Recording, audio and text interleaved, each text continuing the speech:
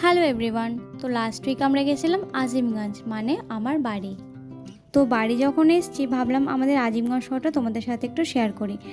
একটা ভিডিওতে তো পুরোটা কভার করা সম্ভব না, তাই পার্ট বাই পার্ট ভিডিও আসবে। তো এখন আমরা এসেছি, আমাদের বাড়ির কাছে একটা পার্ক আছে একদম গঙ্গার ধারে। তো ওখানে একটু এসেছি বিকেলবেলাতে, একটু বসবো। আর দেখো এখানে আমি একটু দোল খেয়ে নিচ্ছি। এই পার্কটা খুব একটা পুরনো না, নতুনই হয়েছে। আর দেখো এখন সন্ধে হয়ে গেছে, তো আমরা এখন বেরিয়ে যাচ্ছি। তো একটু সদরঘাটের দিকে যাব। এই দেখো এটা হচ্ছে আমাদের গঙ্গা, ভাগীরথী নদী। আর গঙ্গার ওপারে যে লাইট জ্বলছে দেখছো, ওটা জিয়াগঞ্জ। আমাদের শহরটা ছোট হলেও কিন্তু বেশ ছিমছাম।